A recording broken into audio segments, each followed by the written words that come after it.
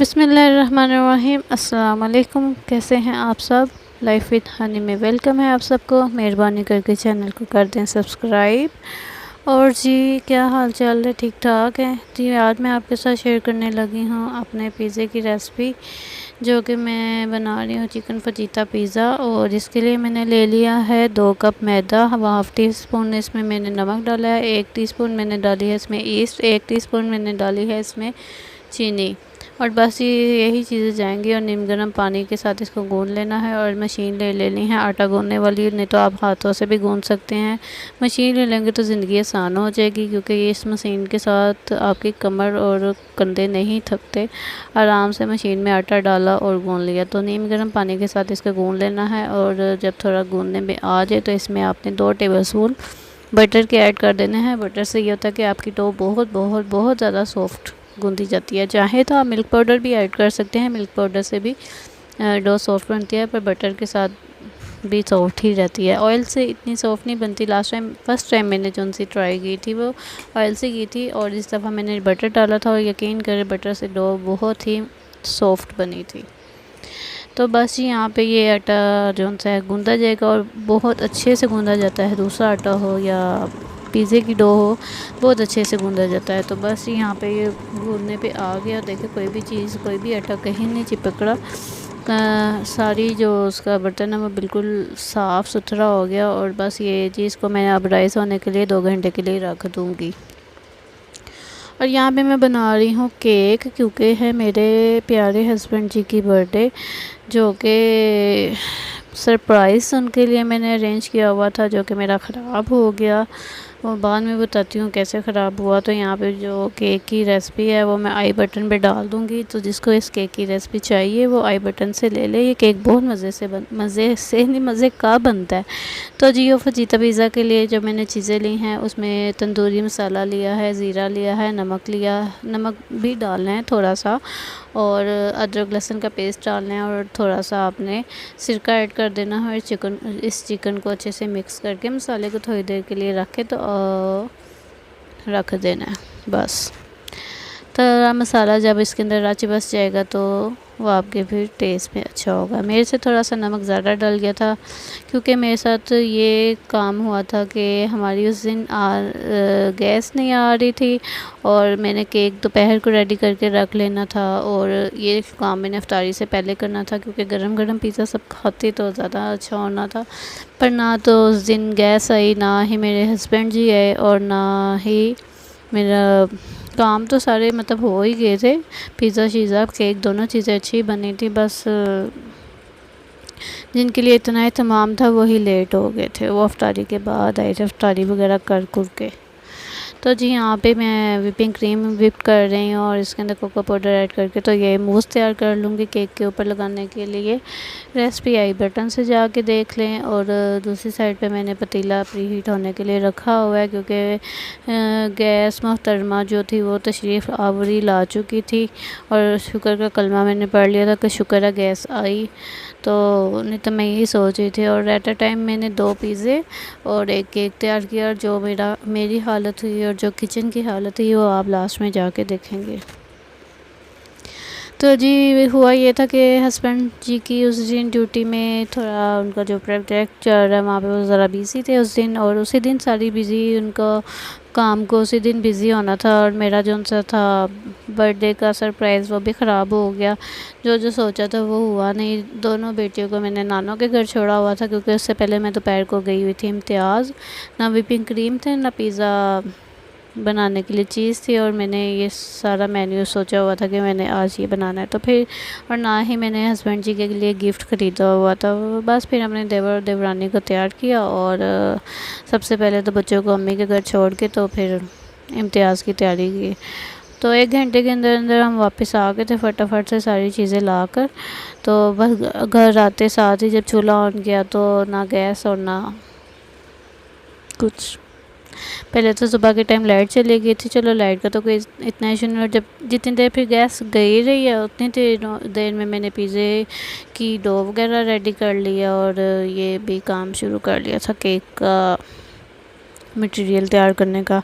उसके बाद ये जब क्रीम व्हिप कर रही हूँ उस वक्त गैस आ चुकी थी 4:30 बजे, और उसके मैंने वो जो केक था वो बेक होने के लिए रख दिया हुआ था।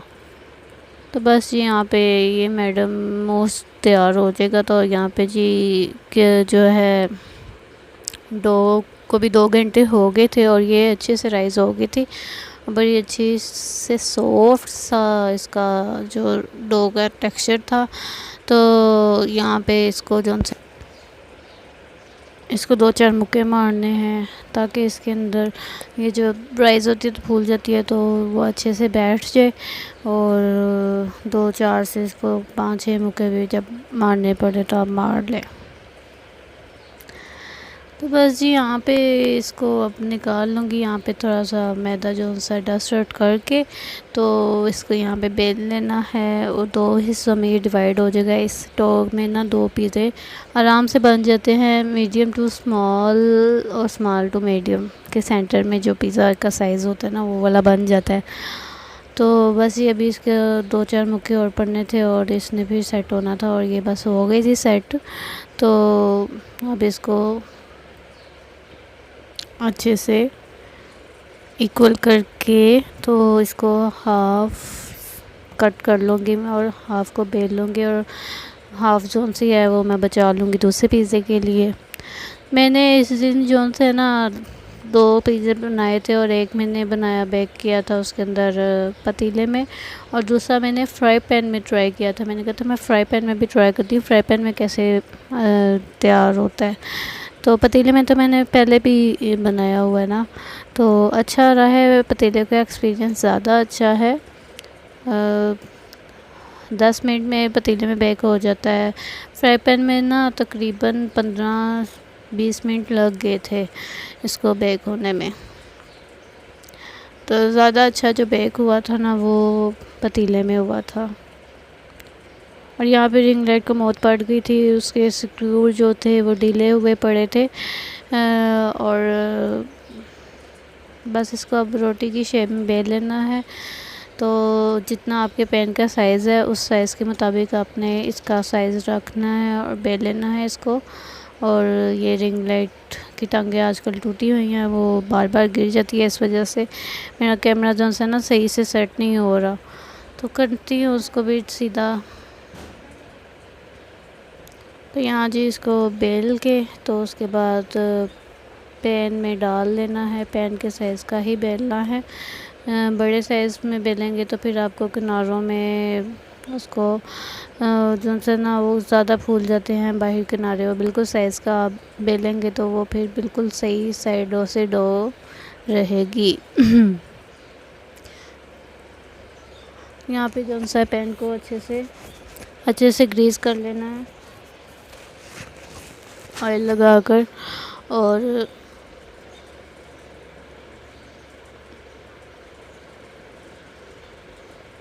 ये बस बेल ली गई है, अब इसको उठाना है और आराम से पैन में सेट कर देना है। पता नहीं कैमरे में ये नहीं है, मुझे लगा शायद कैमरे में रिकॉर्ड हो रही है, पर वो कैमरा थोड़ा सा टेढ़ा हो गया हुआ था। पहले मैंने सारी सेटिंग की हुई थी, तो उसके बाद जब वो हिली है तो मैं बनाने में ही बिज़ी रही हूँ और सेटिंग की तरफ ध्यान ही नहीं गया कि कैमरे में रिकॉर्ड हो रही है या नहीं। खैर कर मैं कुछ भी नहीं रही, बस पैन में ही लगा रही हूँ, उसको सेट कर रही हूँ। सेट हो जाती है तो फिर मैं मेरे ख्याल से अभी शो हो जाएगी। ये जो हाफ़ डो है ये दूसरे पिज़्ज़े के लिए मैंने रख लिया है और ये देखिए ये अच्छे से सेट हो गई है। तो इसको आपने फोक की मदद से बीच में इसको ना ऐसे ऐसे फोक के निशान लगा देने, ऐसे ही होता है कि ये फूलेगी नहीं। साइडों में ये जो चीज़ें खड़ी रह जाती है ना ये फूल ज़्यादा जाती है और वो फिर अच्छा नहीं आता। इस वजह से एक साइड से तो मेरी बिल्कुल सही सेट हो गई थी और दूसरी साइड से किनारों में खड़ी रह गई थी। मैं भी अभी पहली पिज़्ज़ा ट्राई मार रही हूँ बेकिंग में, तो बिल्कुल परफेक्ट भी हो जाएगा इंशाल्लाह एक दिन। तो जैसी रेसिपी यहाँ पे मैं पिज़्ज़ा सॉस लगा रही हूँ। पिज़्ज़ा सॉस एक दफ़ा आप लाए हो तो अच्छी खासी यूज़ हो जाती है, क्योंकि छोटे छोटे से पिज़्ज़े बनते हैं, तो अगर आप बड़े पिज़्ज़े बनाए तो उसमें भी काफ़ी ज़्यादा यूज़ होती है। ये मुन्ने से पिज़्ज़े बन रहे होते हैं। यहाँ पे जौन सा मैंने फ्राई पैन में अभी तक चिकन ही फ्राई नहीं किया था। यह तो हालात है, गैस की वजह से ना सारा काम डिस्टर्ब हुआ पड़ा था। एक साइड पे केक बेक हो रहा था, उसके बाद फिर पिज़्ज़ा बेक करना था मैंने, केक को उतार के, और चिकन भी मैंने अभी फ्राई नहीं किया था। इसी वजह से ये सारा गड़बड़ जितनी भी थी ना गैस ना होने की वजह से हुई है। तो बस इस चिकन को अच्छे से ज़्यादा 10 मिनट में ये जो है ना ठीक से कुक हो जाता है। और ये जब सारा ड्राई हो जाएगा, तो इतना पानी है इसका खुश्क हो जाएगा, तो इसको उतार लेना। अभी आपने इसको थोड़ी देर के लिए कवर करके रख देना है। तो 2-3 मिनट बाद ये जो सा जब पानी इसका ड्राई हो जाएगा तो फिर इसको निकाल लेना है।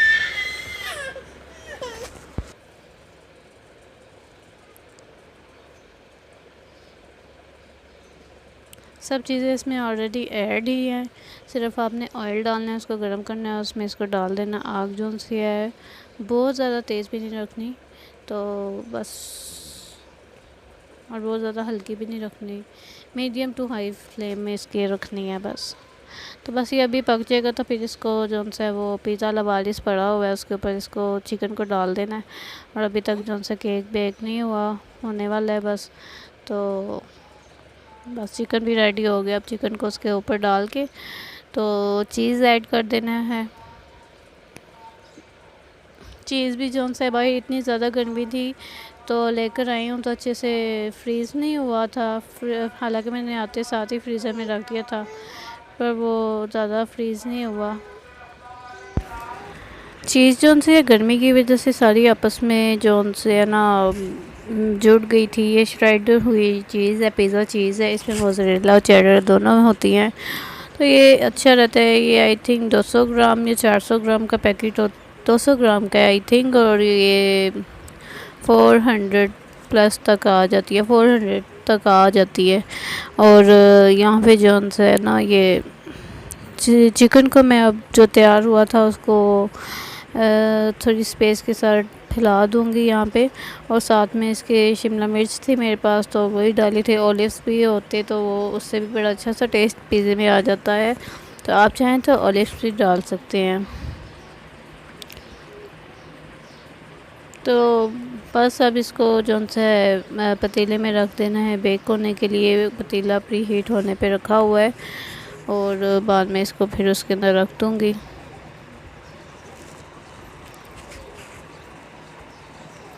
यहाँ पे मैं अब शिमला मिर्च इसके ऊपर फैला दूँगी, और एंड पे जॉनसन है इसके ऊपर ऑरिगेनो और दादड़ी मिर्च होती है, दड़ा मिर्च जो होती है वो स्प्रिंकल कर देनी है आपने। उससे ये होता है कि फ़्लेवर भी अच्छा आता है, और ना लुक भी पिज़्ज़े की बड़ी अच्छे से हो जाती है। ये देखें ना, अब ये सारा आपस में जुड़ा हुआ है, तो वो इतना उठ नहीं रहा। हालांकि फ़र्स्ट टाइम जब मैंने बनाया था ना तो शेड हुआ चीज़ था, तो उसको आराम से आपने स्प्रिंकल करके डाल देना, वो बड़ी अच्छी सी लुक बन आती थी। पर ये जब तैयार हुआ था ना तो बड़ा अच्छे से बीच में अच्छा खासा क्वान्टिटी थी चीज़ की, और बड़ा प्यारा मज़े का फ्लेवर था चीज़ में। बहुत ज़्यादा लोग जो उनसे बहुत ज़्यादा चीज़ पसंद करते हैं, तो बस फिर इस तरह मिलजुल यहाँ पे मैं ऑरिगेनो जो है वो स्प्रिंकल कर दूँगी थोड़ा सा, और थोड़ी सारी इसमें दड़ा मिर्च ऐड कर देनी है।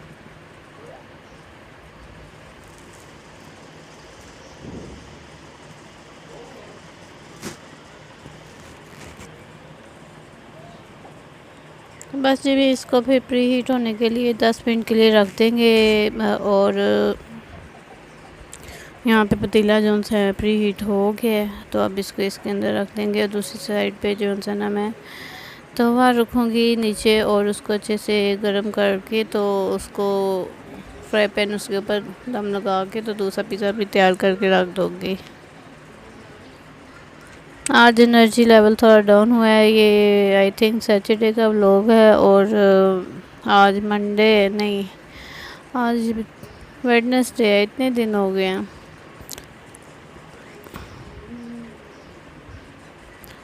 चलें कोई नहीं, वीक में 2 से 3 से 4 तो वीडियोस आपको मिल ही जाएंगी। कोशिश कर रही हूँ कि डेली एक्टिव हो जाऊँ, और पर सारी चीज़ें मैनेज करना मुश्किल हो जाता है, इसलिए हर चीज़ देखनी पड़ती है, घर भी, बच्चे भी, व्लॉगिंग भी। खुद के लिए तो टाइम मिलता ही नहीं है। और हालांकि सब कहते हैं कि खुद के लिए भी टाइम निकालना चाहिए, और ये बात सच भी है, खुद के लिए भी टाइम होना चाहिए, पर खुद के लिए टाइम निकलता ही नहीं है। कुछ समझ ही नहीं आती क्या करें, खुद के लिए कैसे टाइम निकालें। यहाँ पे जौन सा है वो दूसरा भी पिज़्ज़ा मैंने रेडी करके रख दिया था, और यहाँ पे जौन सा मैं केक की अब तैयारी कंप्लीट, उसकी डेकोरेशन कंप्लीट कर अभी यहाँ पे जो है ना अफ्तारी का टाइम हो गया है। तकरीबन बस 5 मिनट रह गए थे अफ्तारी में, और मैं इस केक को असेंबल करने लगी हुई हूँ। इसका फ़ायदा तो काफ़ी हो गया केक स्टैंड का।